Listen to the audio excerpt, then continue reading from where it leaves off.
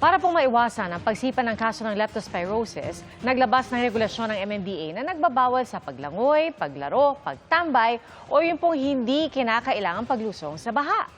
Paano naman yung mga kailangang lumusong para sa kanilang kaligtasan? Yan ang tinutukan ni Dano Tingkungko.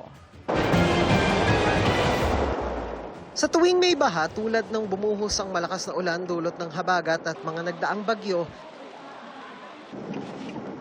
tila karaniwan ng makikita mga naglalangoy sa baha. Kaakibat din ng pagbaha ang pagsipa ng mga kaso ng leptospirosis na nakukuha sa ihi ng mga infected na hayop lalo ng daga.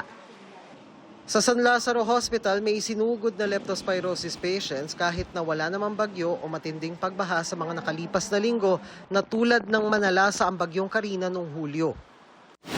May mga bata pa kaming mga patient as early as young as 20, 24 years old. Severe na yung leptospirosis nila. These are the exposures that was brought after the Karina. We still have to monitor those who are exposed during the enteng baha, habagat. Kaya dati pa nagbabala ang Department of Health at mga doktor sa publiko na huwag magtampisaw sa baha.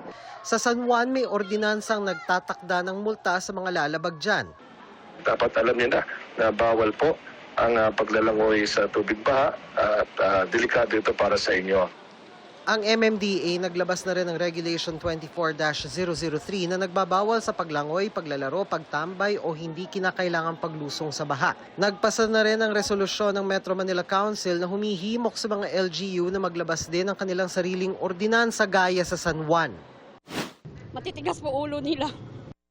Hindi nila may iwasan yun niya kasi yung mga hindi nakakalikas siya. Kailangan nila lumangoy para bumili ng mga pagkain nila. We have to make a distinction between yung necessity na lumusong sa baha at yung naliligo o nagsuswimming talaga sa baha for recreational purpose. Hindi naman natin ipe-penalize yung mga tao na ililiklas lang ang kanilang sarili o mga gamit. Sila naman talaga yung naka-observe sa mga local government unit, no, na nakikita siguro nila na pag recreational na exposure kagaya ng matagal kasi naglalaro din yan so mas mahaba ang exposure, mas mahaba ang risk. Para sa GMA Integrated News, Dano Tingkungko, nakatutok 24 oras. Mga kapuso, patuloy na tumutok sa mga balita, mag-subscribe sa GMA Integrated News sa YouTube. Sa mga kapuso abroad, samahan nyo kami sa GMA Pinoy TV at www.gmanews.tv.